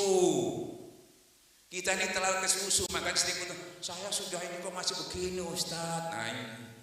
Yang melihat juga gitu, sampean ini sudah ikut tarekat kok masih begini, kok belum nyampe. Jangan kesusu. Rasulullah itu mulai umur berapa? 25 tahun Pak, 15 tahun Pak. Padahal ditakdirkan jadinya 15 tahun baru mulai start. Bukan enak-enakan mau jadi begitu. Biar ditakdirkan jadi nabi itu Masya Allah, riadohnya, ujiannya, ente maunya enak-enakan langsung jadi. Dari mana? Maunya kesusu lagi, baru ditanam minta buahnya, kuncungnya aja belum keluar. Bersabarlah kamu duduk-duduk bersama orang yang mengharapkan ridhonya Allah pagi dan petang. Sabar, Allah akan menyempurnakan orang yang sabar itu. Jangan kamu palingkan pandanganmu pada perhiasan dunia. Jangan lagi urusannya ke dunia, orientasinya ke dunia. Tidak usah bersampean. Udah di dunia pakor aja di situ lagi. Naik mi'raj ke atas. Kalau di sini sama lihat sebelah aja nggak bisa, sempit wawasannya. Pengertian ke Allahnya sempit, naik ke atas, nanti lihat semuanya. Rasulullah mi'raj tuh bisa lihat semuanya, sampai neraka apa semua bisa dilihat. Itu contohnya. Ini sholat itu katanya mi'raj tapi tetap kok tidak terbang. Karena niatnya ya gitu tadi. Wirid apa supaya kaya, supaya pangkat. Aduh, itu kedukun aja sudah bisa dengan repot-repot lagi. Ya toh. Terus jangan kamu palingkan, jangan kamu ikuti orang-orang yang lalai hatinya kepada Allah. Jangan kamu ikuti orang, apalagi ikuti hawa nafsunya. Itu harus riadohnya di situ. Kalau kamu jangan saya wirid mudah-mudahan hutang kebayar, ini lain lagi itu urusannya itu. Itu bukan lagi urusan ibadah itu. Itu memang sudah urusan dunia lagi. Lah bagaimana saya kan penting dunia Ustaz? Dunia aja sampai jangan wirid, pakai bondo aja belum tentu soge bisa malah bangkrut. Jangan pakai wirid, pakai modal aja bangkrut. Tidak pasti. Akhirat dikejar, belum tentu masuk surga sampean, belum dihisab. Gak pasti. Yang pasti apa? Kamu baru melangkah, kamu datang kepada Allah. Dengan berjalan Allah sudah mengejar dengan rangkul Allah itu tadi. Nanti Allah ikut ngatur. Dunia dicari, akhiratnya tidak ketinggalan. Akhirat dicari, dikerjakan, dunia gak ketinggalan. Karena ada yang ngatur. Seperti Allah ngatur langit dan bumi gak tabrakan. Sampean Allah ngatur sampai ikut ngatur, salahnya sendiri tabrakan. Kalau kita ikut aturan itu tawakal kepada Allah, mengikuti aturan. Barang siapa yang ikut aturanku, aku akan menurunkan keberkahan dari langit dan bumi. Barang siapa nggak mengikuti aturanku, aku akan memberikan kehidupan yang sempit, kata Allah. Sudah ada semua, tinggal sami'na wa ta'na. Tapi kenapa sulit? Sudah tahu, sudah jadi kiai sulit karena didominasi oleh nafsu. Makanya kata Allah memang sulit untuk menjauhi itu, menghindari kesalahan itu ya Allah. Di surah Al-Yusuf itu Allah juga yang menyampaikan karena nafsu terus menerus istiqomah. Kecuali nafsu yang dirahmati Allah. Kalau mau dirahmati Allah, ya toh, gini caranya. Ibarat di teko ya, ini jalan terus airnya. Sampai meleset sedikit aja begini, ini keluar terus, tapi sana nggak dapat. Untuk dapat innalillahi atau inabah kembali. Jangan salahkan saya kok udah dapat. Ya sampai mulai di sini. Kembali ke tempat semula. Ya. Nah, kenapa saya sudah hatam Quran, sembahyang, baca Quran sudah, tapi tidak bisa khusyuk. Kuncinya, guys itu. Bu, ini isinya jeruk. Ya. Bisa keluar teh? Tidak bisa. Keluarnya apa? Jeruk. La tulhikum amwalikum wala auladukum dzikrillah. Kalau intinya hati anak kita, anak bina harta masuk ke sini bertahun-tahun, bangun tidur, istriku, anakku, hartaku, bangun tidur, istri kan mau tidur terus berpuluh-puluh tahun. Allahu Akbar, yang keluar apa? Mau keluar Allah, anakku, Allah, uang, keluar itu isinya. Makanya ditalkin, rumbah, dikeluarkan, diganti semua ismuza. Darah daging kita semuanya zikir. Keluarnya apa? Sesuai dengan panggilannya. Wa aqimus sholati zikir, keluarnya zikir. Isinya zikir. Sampai dia hafal Quran kalau isinya sehari-hari setiap detik harta namina itu, maka disebutkan la tulhikum amwalukum wala auladukum. Dilalaikan oleh harta dan anak bina daripada zikir. Karena isinya itu. Biar jadi kiai tumpuk 7 ini. Gak tantang Syekh Abdul Qadir Jilani sebelumnya begitu. Imam Ghazali sebelumnya gitu. Bahkan dia berani mengatakan, hatta kamu hafal 1000 kitab di kitab Sir Asrar buka. Kalau belum ditalkin, belum ditanamkan kalimat itu, tidak ada alat pembersih yang tadi menghalangi, menghijab daripada Allah, sampai kapanpun kamu tidak pernah khusyuk dalam mendekatkan diri kepada Allah. Karena terhijab itu tadi. Bahkan ilmu masih ada di kitab itu tidak bisa masuk ke sini karena tempat ini terhijab, tertutup. Maka dibuka dulu dengan zikir, jadi ilmu itu tadi masuk. Tidak bisa. Jadi bukan bahas ilmu lagi, bukan. Ilmunya sudah dilakukan, tempatnya. Makanya guru tarikat itu ngajar apa-apa. Kiai ke Abah Anom sana, ke guru kita, masa dia diajari sholat? Profesor Abu Bakar Aceh Hamka nggak diajari sholat lagi, ngapain? Sudah sholat, sudah puasa, sudah ngajar. Yang diajari tempatnya yang nggak sohe, ilmunya sohe, Qurannya sohe, kitabnya sohe, orangnya nggak sohe. Jadi orangnya yang dibersihkan, bukan ilmunya sohe. Makanya bahayanya kalau iman sohe, orangnya nggak sohe jadi ulama juga, ulama su. La haula wala quwata illa billahil azim. Asyhadu ya Allah, ampunilah kami ya Allah. Rabbi anjilni munjil ya Allah. Allahumma tahlil butul arifin. Allahumma tahlil. Allahumma tahlil Rabbi anjil. La haula wala quwata. Al-Fatihah.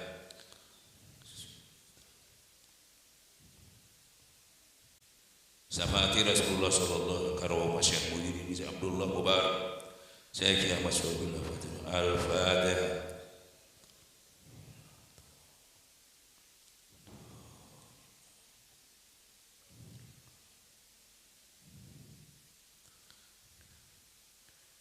Tadi sudah disebutkan dalilnya. Ini ngomong memang hati-hati, bukan kita mengajak orang nggak boleh baca kitab, kan gitu ya. Tapi dalilnya tadi waktu Korea itu disebutkan ya.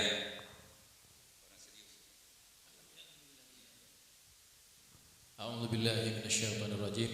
Alam ya'ni lil ladzina amanu an takhsha'a qulubuhum li dzikrillahi wa ma nazala minal haqq wa la yakunu kal ladzina utul kitaba fa tala 'alaihimul amadu faqasat qulubuhum wa katsirun minhum fasiqun.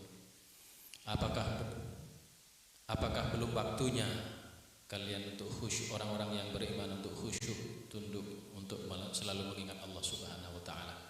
Janganlah kalian menjadi orang-orang seperti orang-orang terdahulu yang telah menerima kitab kemudian hati mereka menjadi keras. Kebanyakan daripada mereka itu adalah orang-orang yang fasik. Surat Al-Hadid.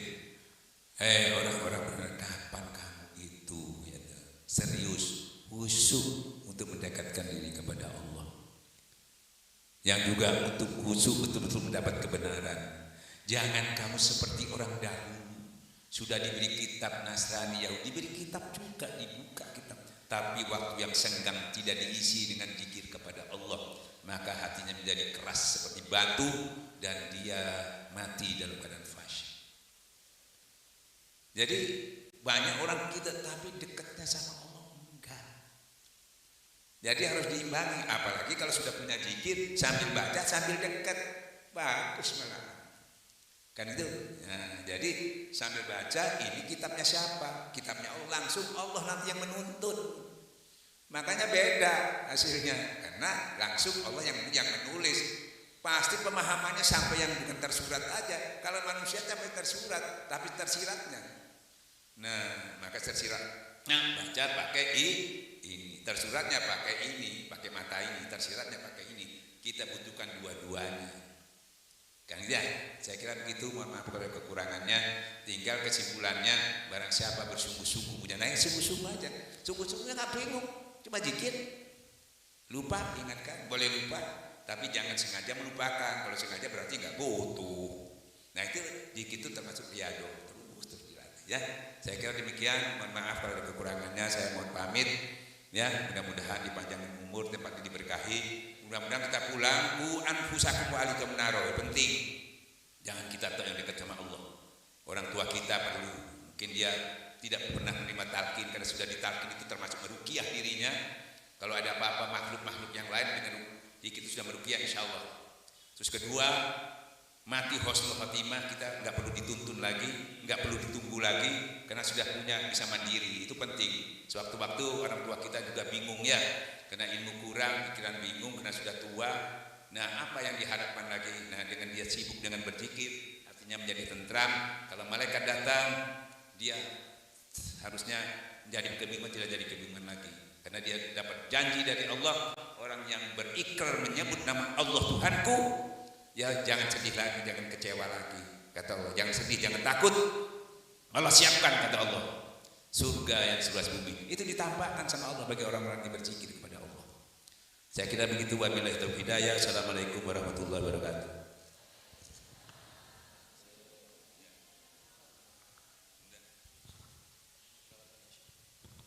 Allahumma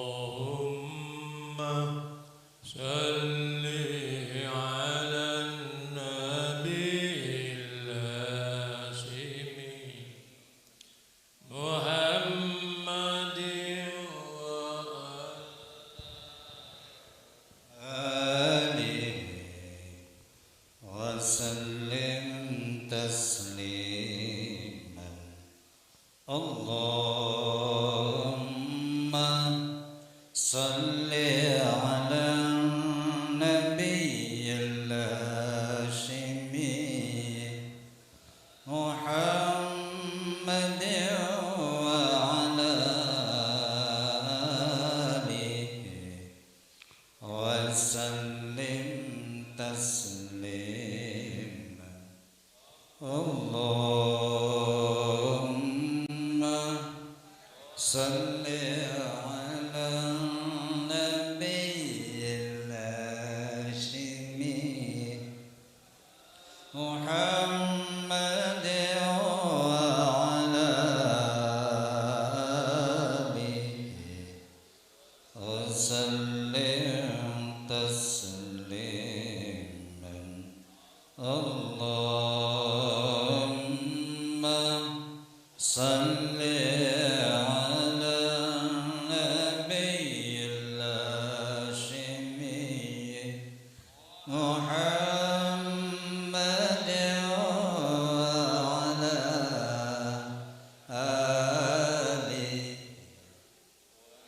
وسلم تسليما اللهم